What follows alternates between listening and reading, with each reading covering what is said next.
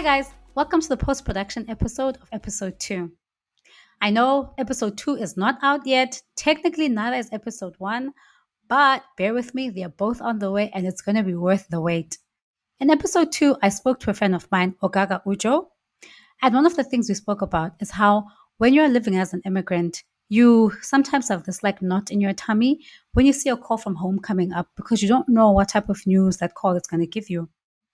And unfortunately, today I was on the receiving end of a not very good news and not very good phone call when I learned that a client and someone that I considered to be a mentor and sponsor passed away earlier.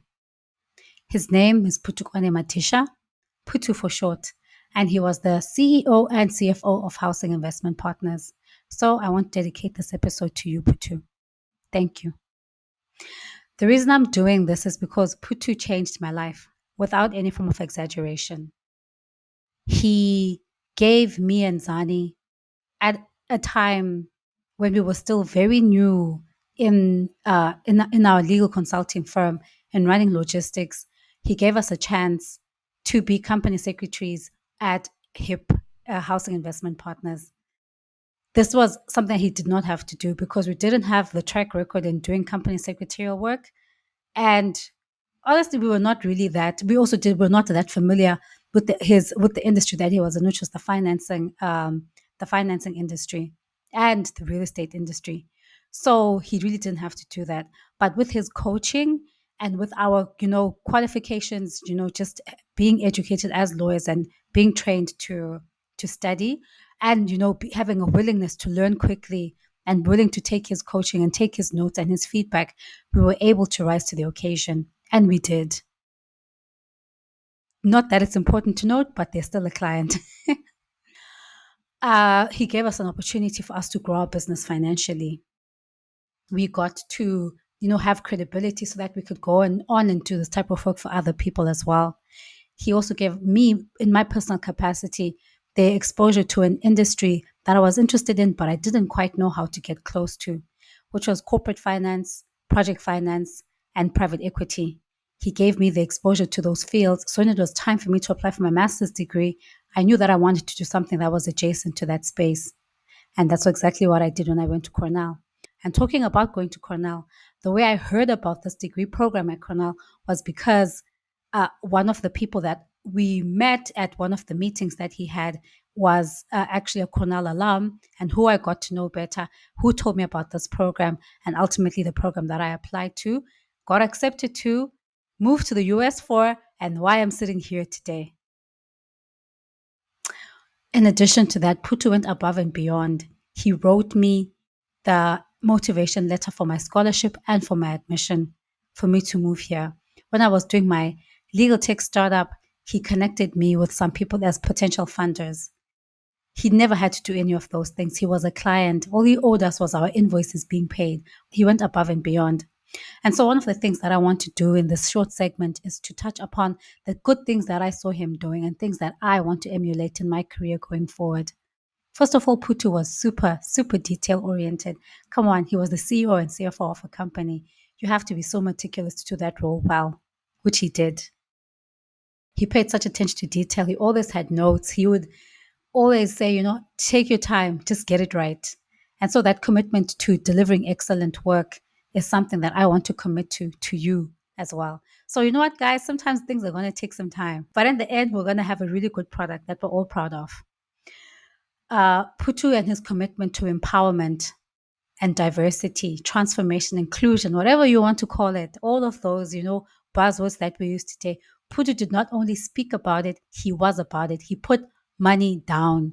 He made sure that he opened those doors and he invited and brought people to the table that would otherwise not be considered for those types of roles. He took, I'm sure he got so much pushback from the board and management whenever he tried to do something that they did not see the vision of that. They didn't understand his vision in that moment.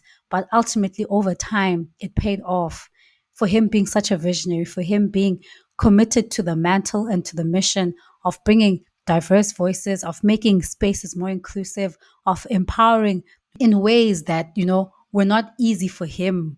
himself, where he would have to, spend extra time, or, keep convincing other people to see what he was looking at. So to me, those are things that are so important. And it's really at the heart of what this podcast is about. I want to bring immigrant stories to the forefront. I want to let immigrant voices across all spheres, across all income bands, across all immigration statuses be heard and, be acknowledged, and for them to feel that their voices and their stories matter, and that there's space for them, there's room for them on this platform. And that's, just renewed my commitment to the work that I want to do in this podcast. And lastly, he was a person of execution. Putu was a man of action. If he spoke about it, it was going to get done. And just, looking at even the ways that he grew the company, which, I'm not at liberty to talk about because it is a private company, but the work that they did, and even the mission of the company, he, with his qualifications, he could have worked at any, large private sector, entity, or public sector entity, but he chose this company with this mission, which is, providing low cost, which is about helping people with low income, get access to housing. So all of that work, all of his dedication is something that I want to applaud, acknowledge, and to thank him for. So I want to say thank you, Putu. Thank you for being a man of action. Thank you for being a man of your word. Thank you for being a man of vision and excellence, a man of courage and integrity. When times were hard and you took so many shots, probably on our behalf, that we'll never ever know about. And I'm so grateful. So for that, I want to say thank you, Putu, and may your soul rest in peace. And to everyone who's listening here, thank you for sitting in, for listening to this portion. But I also want to encourage you, to challenge you. If you have a person who's doing something that's incredible, that you admire, who's doing hard work that is not easy, and they're facing so many challenges, but they keep showing up in a way keep showing up with grace, with integrity, with determination, and showing you what leadership can look like.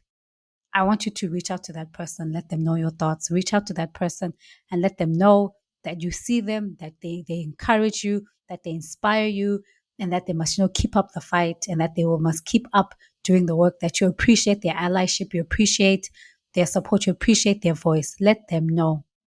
I don't have a big platform, but I want to make a commitment to doing these things in my way.